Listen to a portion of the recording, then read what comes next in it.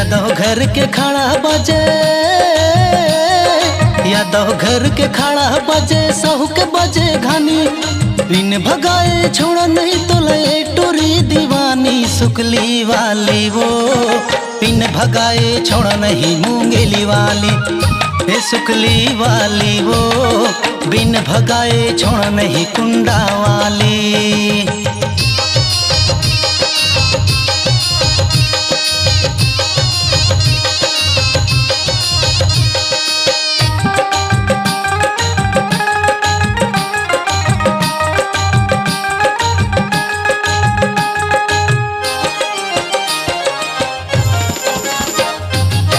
चाहे मोर सगा होबे, चाहे कोनो जात के, चाहे कोनो जात के, तोला भगा के रहूं मैं आधा रात के, मैं आधा रात के। चाहे मोर सगा होबे, चाहे कोनो जात के, चाहे कोनो जात के, तोला भगा के रहूं मैं आधा रात के, मैं आधा रात के। अब तो कटे कटे नहीं तोर बिना जिनगानी, अब तो कटे कटे नहीं तोर बिना जिनगानी। मछली कस तड़पत हो मैं हाँ बिन पानी। दुर्ग वाली वो बिन भगाए छोड़ नहीं रायपुर वाली, चापा वाली वो बिन भगाए छोड़ नहीं भिलई वाली।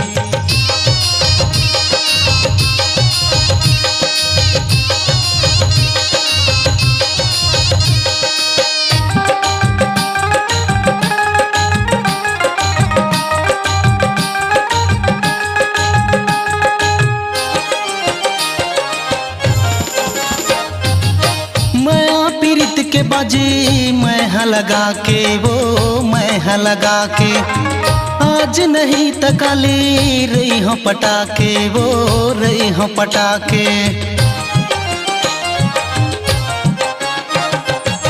मैं पीरित के बाजी मैं लगा के वो मैं लगा के, आज नहीं तकाली रही हो पटाके वो रही हो पटाके।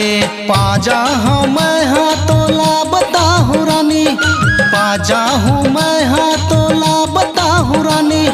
मोर माया के तोला देके रही हूँ निशानी। रायपुर वाली वो बिन भगाए छोड़ नहीं सुकली वाली, दमापुर वाली वो बिन भगाए छोड़ नहीं कुंडा वाली।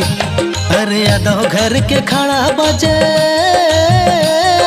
यादव घर के खड़ा बजे, सहू के बजे घानी, बिन भगाए छोड़ नहीं तो लए टोरी दीवानी। सुकली वाली वो बिन भगाए छोड़ नहीं मूंगेली वाली, हे सुकली वाली वो बिन भगाए छोड़ नहीं कुंडा वाली। हे पौनी वाली वो बिन भगाए छोड़ नहीं दमपुर वाली, हे रायपुर वाली वो बिन भगाए छोड़ नहीं कुंडा वाली।